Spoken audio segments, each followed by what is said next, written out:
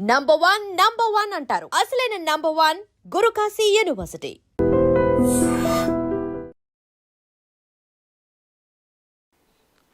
నమస్తే, నా పేరు doctor N Subrahmanyam, Ayurveda specialist. నేడు చాలామంది యువకుల్లో లైంగిక శక్తి తగ్గిపోతుంది. ఈ మధ్య చాలామంది పెళ్ళయ్యి 2 ఏళ్ళైనా 3 ఏళ్ళైనా పిల్లలు కలగట్లేదని, లేకపోతే 2-3 ఏళ్లకే సెక్సువల్గా సక్రమంగా పాల్గొలేకపోతున్నాం, తృప్తి కలగడం లేదు, లైఫ్ పార్ట్నర్తో ఇబ్బంది ఏర్పడుతోంది అని చెప్పేవాళ్ళు చాలామంది వస్తున్నారు. వాళ్ళు ప్రధానంగా 30 ఏళ్లకు ఆ మధ్య పెళ్లి చేసుకోవడం, 32, 33, 34 ఏళ్ళలోనే ఈ సమస్య ఎదుర్కోవడం అనేది నేడు యువకుల్లో చాలామందిలో చూస్తున్నాం. కారణాలు ఏంటంటే వాళ్ళ యొక్క చదువు, ఉద్యోగం అలాంటి వాటి మీద ఎక్కువగా దృష్టి పెడుతూ ఎక్కువ కాలం పాటు అంటే 30 ఏళ్ళు వచ్చేదాకా పెళ్లి చేసుకోకుండా ఉండడం ఒకటైతే, రెండవది ఇంత వయసులో అంటే 15 సంవత్సరాలకే వీళ్ళకి హార్మోన్స్ డెవలప్ అయ్యి లైంగిక పార్టిసిపేట్ చేయగలిగేది, లైంగికంగా కలవగలిగే శక్తులు ఆ ఏజ్ నుంచి డెవలప్ అవుతున్నా కూడా మరో 15 ఏళ్ల పాటు అలా ప్రొలాంగ్ చేస్తూ కొన్ని దురలవాట్లకు అలవాటు పడ్డం, అంటే సిగరెట్లు తాగడం, మందు తాగడం, గుట్కాలు నమలడం, ఇవి ఒక కారణాలు అయితే, ఈ యొక్క హస్తప్రయోగాలు లాంటివి చేసుకోవడం, ఈ యొక్క ఎక్కువగా డ్రీమ్స్తో కానీ లేకపోతే ఈ రకరకాల పుస్తకాలు చూడడం కానీ వీడియోలు చూడడం కానీ ఎక్కువ ఉద్రేకపడి ఎక్కువసార్లు స్ఖలనం జరగడం వల్ల ఆ తర్వాత భవిష్యత్తులో వాళ్ళకి తొందరగా ఈ లైంగిక శక్తి తగ్గిపోతుంది. ఇది ప్రధానమైన కారణం. ఇంకొకటి ఏంటంటే, యవ్వనంగా ఉండేటప్పుడు మరింత యవ్వనంగా తయారవడానికి, మరింత ఆరోగ్యకరంగా తయారవడానికి తగిన కృషి చేయాలి. ఎప్పుడైతే 15 సంవత్సరాల వయసులో హార్మోన్స్ మీకు మార్పు రాగానే లైంగిక శక్తి పెరుగుతుండడము, లైంగిక పాల్గొనాలన్న కోరికలు పుట్టడము ఇలాంటివి జరుగుతుండగానే మీరు శారీరకంగా మంచి శారీరక సౌష్ఠవాన్ని కలిగి ఉండడం, తగిన వ్యాయామం చేయడం, నిగ్రహాన్ని కలిగి ఉండడం, అంటే ముఖ్యంగాను ఎక్కడైనా ఒక అమ్మాయిని చూస్తే వెంటనే తన ఊహల్లోకి వెళ్ళిపోయి స్ఖలనం జరిగిపోయేంత విధంగా అయిపోతుంది అని అంటే, ఎప్పుడు అదే ఊహలతో గడపడం వల్ల ఏం జరుగుతుందనంటే వీళ్లకు అభివృద్ధి చెందే వయసులో అంటే ఒక 20 ఏళ్ళ దాకా ఆ హార్మోన్స్ బాగా పటిష్టంగా తయారవడానికి సమయం పడుతుంది. అంతలోపే ఈ అలవాట్ల వల్ల ఏం జరుగుతుందనంటే వాళ్లకు సరిపడినంత ఆర్గాన్స్ ప్రాపర్గా డెవలప్ కాక కొన్ని రోజులకే ఇవి బలహీనపడిపోతున్నాయి. ఇది బాగా గుర్తుపెట్టుకోవాలి. కాబట్టి ఎప్పుడైతే హార్మోన్స్ డెవలప్ అయ్యి 20 ఏళ్ళ వయసు వస్తుందో అక్కడి నుంచి మీరు మంచి వ్యాయామం చేయడం, మంచి ఆహారం తీసుకోవడం, శారీరకంగా మంచి శుక్రకణాలు కలిగి ఉండడం, లైంగిక శక్తి కలిగి ఉండడం, ఆ యొక్క ఉద్రేకాన్ని ప్రేరేపించే విధంగా ఉండే అవకాశాలు రాకుండా చూసుకోవడం, అంటే అలాంటి వీడియోలు చూడకుండా, అలాంటి వాటిని పుస్తకాలు చూడకుండా, అలాంటివి చేయకుండా మీరు మిగతా వాటి మీద దృష్టి పెట్టి మీ యొక్క స్ఖలనం అనేది ప్రతిసారి జరగకుండా మీరు కాపాడుకోగలిగితే మీకు తర్వాత మ్యారేజ్ అయిన తర్వాత ఇలాంటి ఇబ్బందులు రాకుండా ఉంటాయి. ఇక్కడ చాలామంది శీఘ్రస్ఖలనం అయిపోవడం, అంటే వాళ్ళు తలుచుకోగానే వీళ్ళకి ఇంకా ఇక్కడ కారిపోతున్నది. అంటే ఈ సమస్య వల్ల భవిష్యత్ తరాలు వీటితో చాలా ఇబ్బందులు ఎదుర్కోవాల్సి వస్తుంది. మీరు పేపర్లో కానీ టీవీల్లో కానీ రకరకాల ప్లేసుల్లో మీరు చూస్తుంటారు. వాళ్ళకి ఇతర అలవాట్లు రావడం కానీ, లేదంటే వాళ్ళ యొక్క పార్ట్నర్తో గొడవలు రావడం కానీ, వాళ్ళు విడిపోవడం కానీ, డైవోర్స్ తీసుకోవడం కానీ ఇలాంటివన్నీ జరుగుతున్నాయంటే కారణం వీళ్ళు శారీరకంగా పటిష్టంగా ఆరోగ్యకరంగా లేకపోవడమే. ఇక దీన్ని మీరు ఎలా మార్పు చేసుకోవాలనంటే మీ యొక్క జీవన విధానాన్ని, మీ యొక్క ఆహారాన్ని తప్పకుండా మీరు మార్చుకోవాలి. ఆహారంలో ఎక్కువగా వేపుడు పదార్థాలు కానీ, నూనెలో దేవిన పదార్థాలు కానీ, మాడిపోయిన పదార్థాలు కానీ, బాగా కాల్చిన పదార్థాలు కానీ తినకూడదు. ఇవి తినడం వల్ల ఎక్కువ ఉద్రేకాన్ని కలిగించి తొందరగా స్ఖలనం జరిగేటట్టు చేసేస్తాయి. ఇవి ప్రధానమైన కారణం. జీవం ఉన్న పదార్థాలను బాగా తీసుకోవాలి. అంటే మొలకెత్తిన విత్తనాలు కానీ, పచ్చి కూరగాయలు కానీ, పచ్చి ఆకుకూరలు లాంటివి తినగలిగేవి. పచ్చివిగా ఏవైతే తినగలిగే ఉన్నాయో, క్యారెట్ కావచ్చు, బీట్రూట్ కావచ్చు, టమోటా కావచ్చు, ఇక మీకు కీరా లాంటివి కావచ్చు, ఇలాంటివి తీసుకోవడం.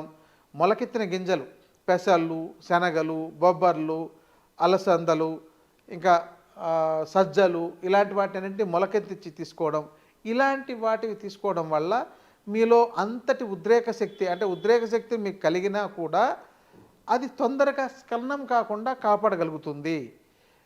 ఎందుకంటే ఇప్పుడు ఎవరైతే ఈ తొందరగా స్ఖలనం జరిగిపోతుంది, శీఘ్ర స్ఖలనం సమస్య ఉంటుంది అని పెళ్ళైన వాళ్ళు అంటున్నారో, వాళ్ళు కూడా ఇలాంటివి తీసుకోవడం ద్వారా ఈ తొందరగా స్ఖలనం కాకుండా ఉండే అవకాశాలు ఉన్నాయి. కాబట్టి ఈ శీఘ్ర స్ఖలనం అనే సమస్యను ఈ ఆహార పదార్థాలనే సరిచేయాలి తప్ప మీరు దీనికోసం మందులు వాడి బాగు చేసుకుంటామంటే దీనికి తగినైన మందులు ప్రస్తుతానికి ఎక్కువగా లేవు. ఏవైనా ఉన్నాయంటే కొన్ని ఆయుర్వేదంలో మాత్రమే ఉన్నాయి. వాటిని మీరు వైద్యుల పర్యవేక్షణలో తీసుకోవాల్సిన అవసరం ఉంటుంది. ఇక మాంసాహారం వచ్చేసరికి ఈ యొక్క చికెన్ లాంటివి, గుడ్డు లాంటివి తగ్గించి, ఎందుకంటే వాటి యొక్క ఉష్ణవీర్య పదార్థాలు, అంటే అవి మనకు శీతవీర్య పదార్థాలు, ఉష్ణవీర్య పదార్థాలు అని ఉంటాయి. అంటే చలువ చేసేవి, వేడి చేసేవి. మన యొక్క ఆహారంలో ఇవి రెండు బ్యాలెన్స్డ్గా ఉండాలి. ఈ ఎక్కువగా చికెన్ లాంటిది ఎక్కువ ఫారెన్ హీట్, అంటే దానికి ఎక్కువ వేడి కలిగి ఉంటుంది. అంటే మనం దాని యొక్క శరీర టెంపరేచర్ చూసినా కూడా దానికి ఎప్పుడు 108 ఫారెన్ హీట్ ఉంటుంది. మన యొక్క శరీరము 97, 98 మధ్యన ఉంటుందన్నమాట ఫారెన్ హీట్. సో మనం అలా 108 ఫారెన్ హీట్ ఉండే అలాంటి జీవుల యొక్క మాంసాన్ని తీసుకోవడం వల్ల మన శరీరంలో ఆ ఉష్ణతత్వం ఎక్కువగా పెరిగిపోయి, ఈ ఉష్ణతత్వం ఎక్కువైనప్పుడు శీఘ్ర స్ఖలనం జరిగే అవకాశాలు ఉన్నాయి. ఇది ఒక కారణం. కాబట్టి దీంతో మీరు ఏమైనా ఇలాంటివి తీసుకునేటప్పుడు మీరు ఈ మేక, పొట్టేలు ఇలాంటి వాటి కానీ, లేదంటే చేపలు లాంటి వాటి కానీ వాటి ఆహారం తీసుకోవడం మంచిది.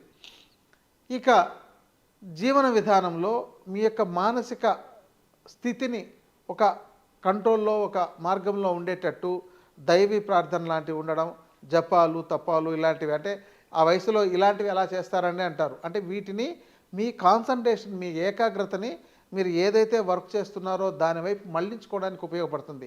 అంటే మీరు చదువుకోవాలి, ఉద్యోగాలు సంపాదించాలి, ఇలాంటి వాటి కోసం. ఆ తర్వాత మీరు పెళ్ళి లాంటివి చేసుకున్న తర్వాత మీరు ఇలాంటి ఇబ్బందులు ఎదుర్కోకుండా ఉండగలుగుతారు. ఇప్పటికే కొంతమందికి పెళ్ళయి ఈ సమస్యలు ఎదుర్కొంటుండే వాళ్ళు కూడా ఇప్పుడు నేను చెప్పిన ఆహార విధానము, జీవన విధానం చేయడం లాంటివి చేసినట్లయితే మీకు ఈ సమస్య ఇబ్బంది పెట్టకుండా ఉంటుంది. తర్వాత ఇప్పటికే ఈ బాధపడుతుండే వాళ్ళు, పెళ్ళైన వాళ్ళలో శీఘ్ర స్ఖలనం సమస్య ఉన్నట్లయితే ఒక టబ్బు తీసుకొని ఆ టబ్లోకి నీళ్లు నింపి, చల్లటి నీళ్ళు నింపి దాంట్లో మీరు రోజు కాళ్ళు బయటకు పెట్టేసి సిడ్జిపాత్ అని, దాని హిబ్బాత్ అని కానీ సిడ్జిపాత్ అంటారు, ఇలాంటిది చేయడం వల్ల మీకు ఈ శీఘ్ర స్ఖలనం అంటే ఒక 40 నుంచి 60 రోజుల పాటు చేస్తుండడం వల్ల ఈ సమస్య తగ్గే అవకాశాలు ఉన్నాయండి. ఇక మెడిసిన్గా మనం తీసుకోవడానికి మీరు ఇంట్లో ఏదైనా తయారు చేసుకొని తీసుకోవాలనుకుంటే మనకు కొన్ని మసాలాగా వాడే జాజికాయ, జాపత్రి, లవంగాలు, ఏలక్కాయలు, దాల్చిన చెక్క ఇవి పనిచేస్తాయి. వీటిని మీరు చాలా తక్కువ మోతాదులో, అంటే మీరు వీటన్నిటినీ సమాన భాగాలుగా తీసుకొని ఈ యొక్క లవంగాల్లో మాత్రం వాటి పైన ఉన్న బొడ్డు, అంటే ఒక గుండ్రటి బాల్ లాంటిది ఉన్న దాన్ని తీసేసి వీటిని అన్నిటినీ చూర్ణం చేసుకొని మీరు ఒక డబ్బాలో ఉంచుకొని రోజు ఒక పావు చెంచా కానీ లేదా 2 చిటికలు కానీ తేనెతో మీరు తీసుకుంటున్నట్లయితే కాలక్రమేణా ఒక 2-3 నెలల పాటు వాడగలిగితే ఆ తర్వాత మీకు ఈ శీఘ్ర స్ఖలనం సమస్య అనేది తగ్గుతుంది. పురుషుల్లో లైంగిక సామర్థ్యం ఎందుకు తగ్గిపోతుంది? ఈ కారణాలు తీసుకున్నట్లయితే వాళ్ళ యొక్క ఆహారము, జీవన విధానం ప్రధానమైనవి. ఆహారంలో సరైన పోషకాలున్న ఆహారం తీసుకోకపోవడం వల్ల రోజు రోజుకి చాలామంది పురుషుల్లో వాళ్ళ యొక్క శక్తి తగ్గిపోతుంది. ఒక జీవన విధానంలో ఈ అలవాటు ఉండడం, ఎక్కువగా సిగరెట్లు కానీ, ఏదైనా బీడీ లాంటివి తీసుకోవడం, పాన్ లాంటివి తేవడం, అస్తమాను ఈ డ్రింక్స్ లాంటివి తీసుకోవడం, అంటే వైన్ లాంటివి తీసుకోవడం, ఇలాంటి వాటి దురలవాట్ల వల్ల వాళ్ళల్లో శక్తి హీనమవుతుంది. మన శరీరంలో శక్తి ఎలా పెరుగుతుంది, శక్తి ఎలా హీనమైపోతుంది అనే విషయం మీద సరైన అవగాహన లేకపోవడం వల్ల, ముఖ్యంగా యవ్వనంలో ఉండేటప్పుడు వీటి యొక్క ప్రభావం అప్పటికేమీ కనపడదు. కాబట్టి వాళ్ళకి సిగరెట్లు కాల్చినా, గుట్కాలు తిన్నా, లేదంటే ఎక్కువగా లిక్కర్ తీసుకున్నా అప్పట్లో కనపడదు. కాబట్టి వాళ్ళు నిర్లక్ష్యం చేస్తుంటారు.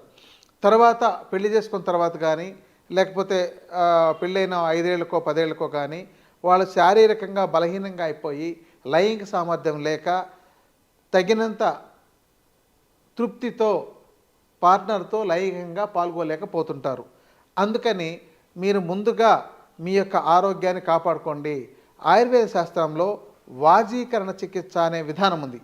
ఈ వాజీకరణ చికిత్సా విధానంలో శాస్త్రం ఎంత బాగా చెప్తుందంటే ఆరోగ్యకరంగా ఉండే వ్యక్తి నిరంతరము మరింత ఆరోగ్యకరంగా తయారవడానికి కావలసిన ఆహారాన్ని జీవన విధానాన్ని తప్పనిసరిగా ఆచరిస్తూనే ఉండాలి. రోజు రోజుకు మీరు ఆరోగ్యాన్ని బాగు చేసుకోవడానికి తగిన కృషి చేస్తూనే ఉండాలి. ఈరోజు ఏదో దొరికిన ఆహారం తిన్నాం, కడుపు నిండింది, గడిచిపోయింది అని అనుకున్నట్లయితే భవిష్యత్తులో మీ శరీరంలో తగినంత రోగనిరోధక శక్తి లేకపోవడము, తగినంత బలం లేకపోవడంతో మీరు బలహీనమైపోతే, మీ యొక్క భాగస్వామిని మీరు సంతృప్తి పరచలేకపోతే, మీ భాగస్వామితో సక్రమంగా పార్టిసిపేట్ చేయలేకపోతే, కొంతమందికి ఎంత సమస్యలు ఉన్నాయంటే కనీసం వీర్యకణాలు, ఆ వీర్యము, శుక్రకణాలు కూడా సరిపడంత ఉండడం లేదు. ఇంకా బాగా చెప్పాలంటే ఎవరికైనా పిల్లలు కలగలేదండి అని వస్తే వాళ్ళని స్పెర్మ్ టెస్ట్ చేయించుకొని రండి అని, స్పెర్మ్ అనాలిసిస్ చేయించుకురండి అని పంపిస్తే వాళ్లకు ఆ యొక్క స్పెర్మ్ తీయడానికి కావలసిన ఆ యొక్క వీర్యం కూడా 1 ml 2 ml రావడమే చాలా కష్టంగా ఉంటుంది. కనీసం ఒక వ్యక్తికి ఒకసారి ఎజాకులేషన్ జరిగినప్పుడు 5 ml to 10 ml అయినా మినిమం రావాలి. అలాంటిది ఆ సరిపడినంత రాలేక వాళ్ళు టెస్ట్ చేయడానికి కూడా సరిపడినంత వీర్యం దొరకకపోతుందని అంటే ఎంత బలహీనంగా తయారైపోతున్నారో ఒకసారి ఆలోచించండి.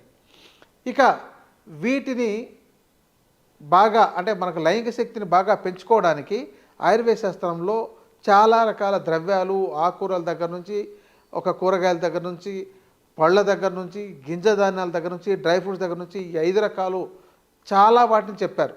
కానీ వీటిలో ఈ శక్తిని పెంచగలిగే వాటిని మనం ఎవరు ఎక్కడా వాడుకోవట్లేదు. ఉదాహరణకు ఆకుకూరల్లో రత్నపురుష అనే ఒక ఆకుకూర ఉంది. దాన్ని మనం సేకరించుకొచ్చి దాన్ని కూరగా వండుకొని తినొచ్చు, లేదా చూర్ణంగా వాడుకోవచ్చు, లేదా దాంతో లేహ్యం తీసుకోవచ్చు. కానీ ఈ ఆకుకూర తెలియదు చాలామందికి, ఎవ్వరికి కూడా తెలియదు. ఎక్కడో ఆయుర్వేద శాస్త్రం తెలిసిన వాళ్ళలో, మూలికలు తెలిసిన వాళ్ళకు మాత్రమే ఇది తెలుసు. కానీ దీన్ని ఆకుకూరగా వండుకొని తినే అవకాశం ఉంది. ఎవరు తెచ్చుకున్నారు? ఈరోజు ఇది పండించి తప్పనిసరిగా అమ్మాల్సిన అవసరం ఏర్పడుతోంది.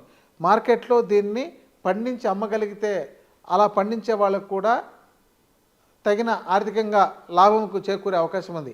అంటే దాని గురించి కొంత పబ్లిసిటీ అనేది చేయాల్సిన అవసరం ఉంది. ఇక కూరగాయల్లోకి వచ్చేసరికి మనకు ప్రధానంగా ఈ గింజలు, దుంపలు ఇలాంటివి కూడా లైంగిక శక్తిని పెంచగలిగే ఉన్నాయి. వీటిని మనం లిమిటెడ్గా పండించిండే వాటిలో ఆలుగడ్డలు అంటే బంగాళదుంపలు అంటారు, వీటిని కందగడ్డను, చామగడ్డలను, వీటి తప్ప వీటి బియాండ్ మనకు వెళ్ళట్లేదు. కానీ మనకు వీటిలో లైంగిక శక్తిని పెంచగలిగే ఇంకొన్ని కూరగాయలు లాంటివి ఉన్నాయి, మనకి ఇక్కడ అందుబాటులో లేదు. ఇవి కొంత నార్త్ ఇండియాలో కానీ, లేదంటే తూర్పు భారతదేశం వైపు అంటే అస్సాం అటువైపు వెళ్ళినప్పుడు కొన్ని రకాల అక్కడున్న కూరగాయల్లో దుంపలను తీసుకువచ్చి వండి తింటే చాలా అద్భుతంగా మంచి బలాన్ని పెంచగలిగేవి, చాలా లైంగిక శక్తిని పెంచగలిగేవి అలాంటివి ఉన్నాయి. ఇవి మనకు అందుబాటులో లేదు కాబట్టి, దాన్ని కొనేటోళ్ళు లేరు కాబట్టి ఎవరు ఇక్కడ పండించి ఇవ్వడం లేదు. అలాగే గింజ ధాన్యాల్లో ఆత్మగుప్త బీజాలు అని మనకు ఆయుర్వేద శాస్త్రం చెప్తుంది. అంటే దీన్నే దూలగొండి గింజలు అంటారు. ఇవి పొడి రూపంలో తీసుకోవచ్చు, లేహ్యంలాగా తయారు చేసి తీసుకోవచ్చు, లేదంటే దాన్ని మనం ఉడికించి రోజుకు 4-5 గింజలు తినొచ్చు, ఇలా చేసుకోవచ్చు. కానీ ఈ గింజలు ఉన్నాయన్న విషయం చాలామందికి తెలియదు. ఇవి ఒక ఆహారం లాంటివి, అంటే అదేదో మందులు కాదు. దీన్ని తినొచ్చా అని 100 రకాల డౌట్స్ ఉంటున్నాయి. ఎవరికైనా ఆత్మగుప్త బీజాలని అంటే కౌంచ బీజాలు తీసుకొచ్చి మీరు వాడుకోండి అంటే దాన్ని ఎలా వాడాలి అంటే, మీ ఇంట్లో ఒక బీన్స్ అంటే ఈ యొక్క గింజలు ఏవైనా, లేదా అలసందలు ఏదైనా, లేదా బొబ్బర్లు ఇలాంటివి ఏవైనా కూడా శనగలో, పెసల్లో ఇస్తే ఎలా వండుకొని తింటారో కనీసం ఇలాంటి వాటిని మనం వండి ప్రయోగం చేసి చూద్దాం, దాన్ని ఉడకబెట్టి తిని చూద్దాం, పొట్టు తీసిందను దాంతో ఏదైనా తయారు చేసి తిని చూద్దాం. ఈ చిన్న ప్రయోగాలు కూడా ఎవరు చేసుకోవడం లేదు, ఎవరైనా తెచ్చిస్తే తింటున్నారు. సో ఈ కౌంచ బీజాలు ఈ లైంగిక శక్తిని పెంచగలిగే ఉన్నాయి.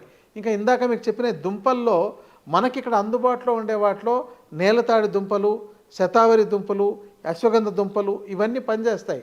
మరి వీటిని మీరు సేకరించుకోవచ్చు, మీరు తినొచ్చు, లేకపోతే మార్కెట్లో కూడా అందుబాటులో ఉన్నాయి. రోజు వాటి చూర్ణంని, అంటే ఇక్కడ నాణ్యమైన చూర్ణం కావాలి, దాంతో ఏదో ఒకటి అడల్టరేట్ చేసి అమ్మేటోళ్ళు ఉంటారు. అలా కాకుండా మీరు ఒక మంచి దాన్ని తీసుకొచ్చి రోజు ఒక చెంచా పాలలోనో నీళ్ళలోనో కలిపి తీసుకున్నట్లయితే కూడా మంచి లైంగిక శక్తిని పెంచుతుంది. మరి వీటిని ఎందుకు చేయడం లేదు? ఎక్కడో 1% కూడా చాలా చేయట్లేదు. మేము ఎంత మార్కెట్ ఉంటుంది, ఎంతమంది తీసుకుంటున్నారో గమనిస్తే ఎక్కడో డాక్టర్లు వాటిని రాస్తే తప్ప ఎవరు కొనుక్కోవడం లేదు. స్వయంగా ఈ చిన్నపాటి పరిజ్ఞానం కూడా నేర్చుకోలేకపోతున్నారు. ఇవండి మనకు దుంపలుగా. ఇంకా డ్రై ఫ్రూట్స్, మీరు డ్రై ఫ్రూట్స్లో బాదాం తీసుకొచ్చి మేము ఎప్పుడు తింటున్నామని అంటున్నారు, కానీ ఆ బాదాంలో మంచివి ఏమున్నాయి, నిజంగా అవి సరిగా ఉన్నాయా లేదా అనేది మీరు కొంచెం మంచి క్వాలిటీ, దాంతో ఆమ్రా బాదాం అని వస్తుంది, అది ఉందని కూడా చాలామందికి తెలియదు. ఎందుకంటే అది కొంచెం కాస్ట్లీ ఉంటుంది. అది ఎక్కడో కొంతమంది మాత్రమే వాడతారు. ఈ మామూలు ఎండిపోయి నూనె తీసేసిన ఒక పనికిరాని యొక్క బాదాంని, అంటే కాస్ట్ చూసి ఆ కాస్ట్తో వాటిని తీసుకొచ్చి తింటే ఉపయోగం ఉండదు. మీరు ఆమ్రా బాదాం అని దొరుకుతుంది, దాన్ని తీసుకొచ్చి వాడి చూడండి, మీకు దానిలో ఫలితాలు వేరుగా ఉంటాయి.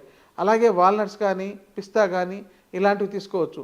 ఆ డ్రై ఫ్రూట్స్ కాకుండా మనకిక్కడ అందుబాటులో మనకు ఈ మేడి పళ్ళు ఎండబెట్టిండేవి, రావి పళ్ళు ఎండబెట్టినవి, జువ్వి పళ్ళు ఎండబెట్టినవి, వీటిని మీరు ఆ చూర్ణాలను మీరు తీసుకున్నా కూడా మీకు లైంగిక శక్తి బాగా ఇంప్రూవ్ అవుతుంది. అంటే వేసుకున్న వెంటనే ఆ రోజే రావాలనుకుంటే సాధ్యపడదు.